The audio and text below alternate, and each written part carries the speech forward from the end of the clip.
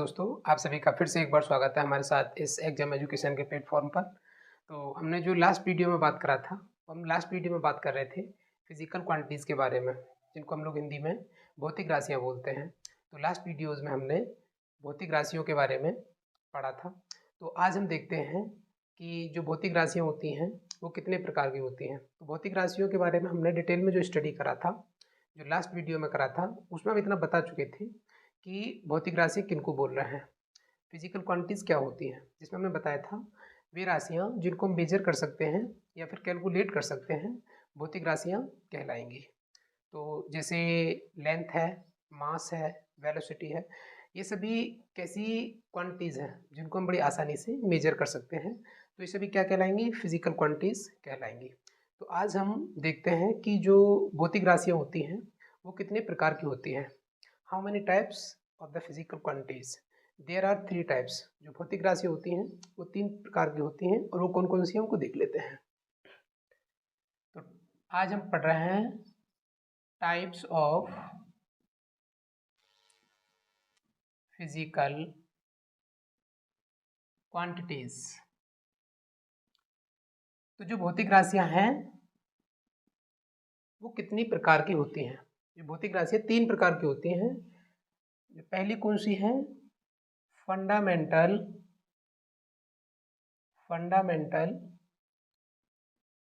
Physical quantities. जो second है वो होती है derived physical quantities, and the last and third is supplementary physical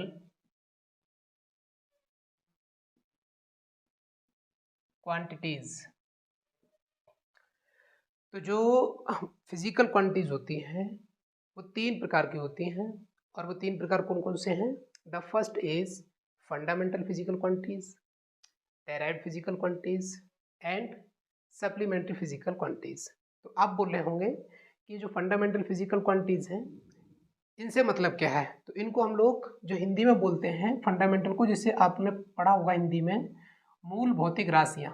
मूल भौतिक राशियाँ जो होती हैं उनको हम फंडामेंटल फिजिकल क्वांटिटीज बोलते हैं। और जो डायरेक्ट फिजिकल क्वांटिटीज होती हैं इनको हम लोग व्युत्पन्न भौतिक राशियाँ बोलते हैं। और ये जो सप्लीमेंट्री फिजिकल क्वांटिटी हैं इनको हम लोग क्या बोलते हैं? पूरक भौतिक राशियाँ। पूरक भौतिक राशियाँ। तो सबसे पहले हम समझ लेते हैं कि ये जो फंडामेंटल फिजिकल क्वांटिटीज हैं आखिर ये क्या है। फंडामेंटल फिजिकल क्वांटिटीज क्या है? तो फंडामेंटल फिजिकल क्वांटिटीज वे भौतिक राशियाँ होंगी जो किसी अन्य भौतिक राशि पे निर्भर नहीं करेगी। Those physical quantities which do not depend on any other physical quantity. ऐसी भौतिक राशियाँ जो किसी दूसरी भौतिक राशि पे निर्भर नहीं करेंगी, क्या कहलाएंगी? वो फंडामेंटल फिजिकल क्वांटिटी कहलाएंगी। अब जैसे लेंथ है, लेंथ एक फंडामेंटल फिजिकल क्वांटिटी है। अब कैसे? जैसे लेंथ किसी और फिजिकल क्वांटिटी से मिलकर तो नहीं बनी हुई है। जैसे वेलोसिटी बनी हुई है। जैसे वेलोसिटी जब आप पढ़ते हैं तो क्या पढ़ते हैं? Displacement upon time. तो वेलोसिटी जो बनी हुई है वो डिस्प्लेसमेंट और टाइम से मिलकर बनी हुई है। बट जो लेंथ है, लेंथ वो किसी से मिलकर बनी हुई नहीं है। तो लेंथ खुद ही क्या है? फंडामेंटल फिजिकल क्वांटिटी है। तो कितनी फंडामेंटल फिजिकल क्वांटिटी? सबसे पहले हम लोग देख लेते हैं फंडामेंटल फिजिकल क्वांटिटीज क्या है। तो इधर देख लेते हैं इनको। फंडामेंटल फिजिकल क्वांटिटी किसको बोलेंगे आप लोग? इनका यहाँ से आप लोग आसानी से डेफिनेशन भी बना सकते हैं। क्या लिख सकते हैं? Those physical quantities which do not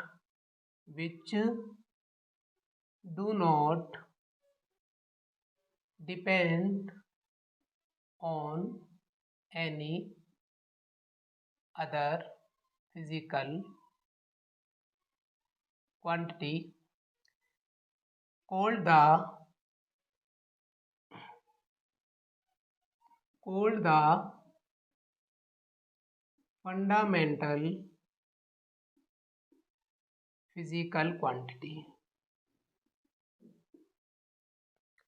कैसी भौतिक राशियां? वे भौतिक राशियां जो किसी अन्य राशि पर निर्भर नहीं करती है, क्या कहलाएगी? फंडामेंटल फिजिकल क्वांटिटी कहलाएगी। तो ये जो फंडामेंटल फिजिकल क्वांटिटीज हैं ये कितनी होती हैं, इनका यूनिट क्या है, इनके सिंबल क्या है, वो हम इधर देख लेते हैं। तो फंडामेंटल फिजिकल क्वांटिटी कौन कौन सी हैं? फिजिकल क्वांटिटी कौन कौन सी हैं, इनके सिंबल क्या हैं, और उसके अलावा इनका यूनिट क्या है वो देख लेते हैं हम लोग। जैसे जो सबसे पहली फंडामेंटल फिजिकल क्वांटिटी है वो है लेंथ।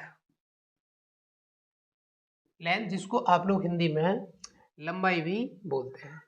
तो जो लेंथ का जो सिंबल है आप इसको एम से शो करते हैं, और इसका जो यूनिट होता है लंबाई का, आपको पता है क्या होता है? मीटर। तो जो लेंथ है ये फंडामेंटल फिजिकल क्वांटिटी है। इसके अलावा आप बात कर सकते हैं जैसे मास, जिसको आप लोग हिंदी में द्रव्यमान भी बोलते हो। तो ये जो द्रव्यमान है, मास जो है, ये फंडामेंटल फिजिकल क्वांटिटी है। इसको हम लोग किससे शो करते हैं? सिंबल क्या है इसका? केजी। जैसे आपने काफ़ी जब न्यूमेरिकल सोल्व करते हैं तो शॉर्ट में केजी लिखते हैं, 2 केजी, 3 केजी या 4 केजी। तो इसका जो यूनिट क्या है? किलोग्राम यूनिट है इसका। इसके अलावा तीसरी फंडामेंटल फिजिकल क्वांटिटी टाइम देख सकते हैं। क्या है? टाइम है। तो टाइम का नोटेशन क्या है? सिंबल क्या है? सेकंड, छोटा ऐसे शो करते हैं इसको, और इसका यूनिट क्या है? सेकंड। इसके अलावा चौथी फंडामेंटल फिजिकल क्वांटिटी क्या है? टेम्परेचर।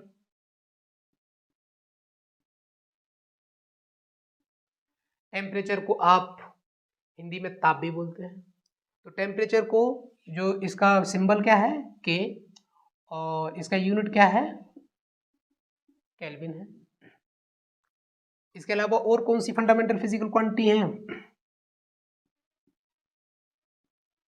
Luminous intensity.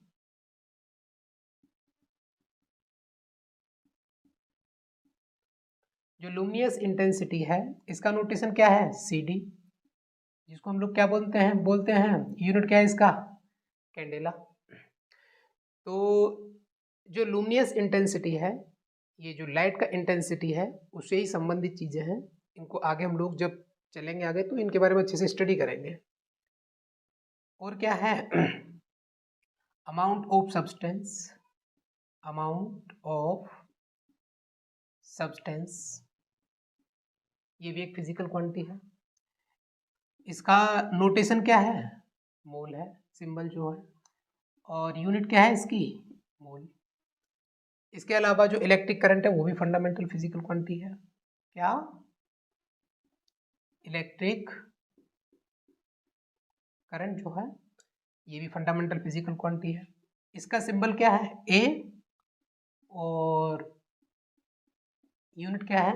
एम्पियर। तो फाइनली कितनी फंडामेंटल फिजिकल क्वांटिटी होगी हमारे पास? 7 फंडामेंटल फिजिकल क्वांटिटीज हो गई हैं, जिसमें लेंथ है, मास है, टाइम है, टेम्परेचर है, लुमिनस इंटेंसिटी है, अमाउंट ऑफ सब्सटेंस है, इलेक्ट्रिक करंट है। जिसमें आप लोग लेंथ को जो सिंबल में शॉर्ट में शो करते हैं उसको एम से शो कर सकते हैं। यूनिट इसका मीटर है। मास का यूनिट किलोग्राम देख पा रहे हैं आप लोग। टाइम का सेकेंड, टेम्परेचर का केल्विन, लुमिनस इंटेंसिटी का कैंडेला, अमाउंट ऑफ सब्सटेंस का मोल, इलेक्ट्रिक करंट का एम्पियर देख पा रहे हैं। तो ये सभी वो फिजिकल क्वांटिटी हैं जो किसी अन्य राशि क्वांटिटी से मिलकर नहीं बनी हुई है, बल्कि इनसे मिलकर और राशियां बनेंगी। ये किसी से मिलकर नहीं बनी हुई है, तो इसलिए इनको फंडामेंटल फिजिकल क्वांटिटीज बोलते हैं। इसके बाद हम दूसरी जो फिजिकल क्वांटिटीज वो कौन सी हैं? Derived physical quantities. अब इन पे बात कर लेते हैं, पहले इसको रफ कर लेते हैं। तो अब हम डेराइव्ड फिजिकल क्वांटिटीज के बारे में बात करते हैं, जो कि फिजिकल क्वांटिटीज का सेकंड टाइप है। तो जो डेराइव्ड फिजिकल क्वांटिटीज हैं ये क्या होंगी? तो इसको हम समझने के लिए सबसे पहले इसका डेफिनेशन लिख लेते हैं। और जो डेराइव्ड फिजिकल क्वांटिटीज होती हैं वो फंडामेंटल फिजिकल क्वांटिटी से ही मिलकर बनी होती हैं। तो इनको कैसे लिख सकते हैं, इसका डेफिनेशन कैसे लिख सकते हैं हम लोग, those physical quantities which are made up of fundamental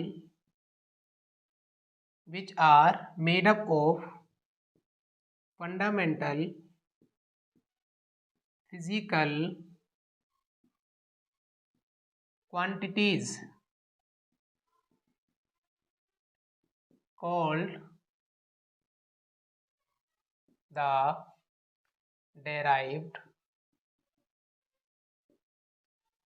derived physical quantities।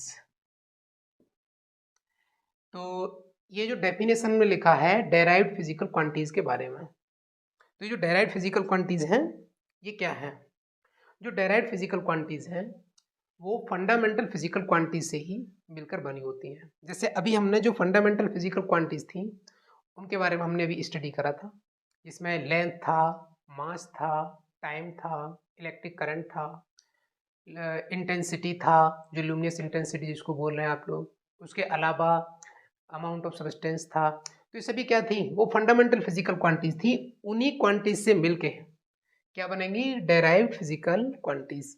जैसे इनका एग्जांपल क्या ले सकते हैं हम लोग, जैसे वेलोसिटी है, एरिया है, वॉल्यूम है, एक्सेट्रा। तो ऐसे ही volume, velocity, area, volume, force वगैरह ये सभी क्या हैं, ये सभी डेराइव्ड फिजिकल क्वांटिटीज है। अब आप सोच रहे होंगे कि वेलोसिटी भाई डेराइव्ड फिजिकल क्वांटिटी कैसे है। आपको पता होगा कि जो वेलोसिटी का जो फॉर्मूला होता है वो क्या होता है, डिस्प्लेसमेंट अपॉन टाइम। तो जो डिस्प्लेसमेंट है वो क्या है, एक लेंथ है। डिस्प्लेसमेंट क्या है, एक लेंथ है, और टाइम का तो आपको पता ही है क्या है, टाइम है। तो हमने जब फंडामेंटल फिजिकल क्वांटिटी पढ़ाई थी तो उसमें लेंथ आया था, जिसका मतलब क्या था, लंबाई। मास का और जो टाइम था, टाइम का मतलब क्या था, समय। तो अब आप देख रहे हैं जो वेलोसिटी है वो लेंथ से और टाइम से मिलके बनी हुई है। वेलोसिटी किससे मिलके बनी हुई है, लेंथ एंड टाइम से मिलके बनी हुई है। तो इसीलिए इनको हम लोग क्या बोलेंगे, वेलोसिटी को डेराइव्ड फिजिकल क्वांटिटीज, क्योंकि जो वेलोसिटी है वो फंडामेंटल फिजिकल क्वांटिटीज से मिलके बनी हुई है। अब इसे इसके अलावा आप लोग एरिया देख रहे हो, एरिया कैसे निकालते हैं आप लोग, जब लंबाई इंटू चौड़ाई करके निकालते हैं। अब लंबाई में भी आपको पता है क्या आता है, लेंथ, और चौड़ाई में भी आपको पता है क्या आता है, लेंथ। क्योंकि जो लंबाई है वो भी लेंथ के माध्यम से ही काउंट करते हैं और उसको चौड़ाई को भी लेंथ के माध्यम से ही काउंट करते हैं। अब ये जो लेंथ और ये जो लेंथ है क्या, ये फंडामेंटल फिजिकल क्वांटिटी तो है। तो इसीलिए जो एरिया है हमारे पास वो भी किससे मिलके बना हुआ है, और इसका जो फाइनली जब आगे भी आप जब हल करते हो इसको तो क्या हो जाएगा, लेंथ का स्क्वायर। समझे आप लोग, या फिर जैसे लेंथ अगर आपने जैसे कुछ भी लिया तो एल का स्क्वायर। तो जब अब इसमें आप क्या देख रहे थे, जो एरिया है वो भी किससे मिलके बना हुआ है, फंडामेंटल फिजिकल क्वांटिटी से। या फिर जैसे आप वॉल्यूम पढ़ोगे उसमें भी देखते हैं आप क्या लंबाई, चौड़ाई, गहराई देखते रहते हैं, तो वो भी उसमें एल का क्यूब आ जाएगा। तो वो भी किससे मिलके बनी हुई है, फंडामेंटल फिजिकल क्वांटिटी से मिलके बनी हुई है। इसके अलावा फोर्स वगैरह भी देखोगे, सभी ये जो फिजिकल क्वांटिटीज हैं किससे मिलके बनी हुई है, फंडामेंटल फिजिकल क्वांटिटीज से मिलके बनी हुई है। समझे आप लोग। तो आई होप ये आपकी समझ में आया होगा। इसके बाद हम जो बात करने जा रहे हैं, जो इसका थर्ड टाइप है फिजिकल क्वांटिटीज का, वो कौन सा है, जो इसका थर्ड टाइप है सप्लीमेंट्री फिजिकल क्वांटिटीज। तो पहले इसको रख करते हैं, फिर उसके बाद उसे बात करते हैं। तो अब हम बात करने जा रहे हैं जो फिजिकल क्वांटिटीज का जो थर्ड टाइप है वो कौन सा था, थर्ड टाइप कौन सा था, सप्लीमेंट्री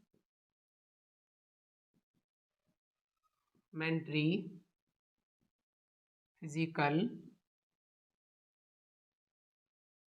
क्वांटिटीज। तो फिजिकल क्वांटिटीज का थर्ड टाइप था सप्लीमेंट्री फिजिकल क्वांटिटीज, जिनको हम लोग हिंदी में पूरक भौतिक राशियां भी बोलते हैं। क्या बोलते हैं? पूरक भौतिक राशियां। जो सप्लीमेंट्री फिजिकल क्वांटिटीज हैं ये डिफाइंड है और इनको हम as a fundamental physical quantity भी ट्रीट करते हैं।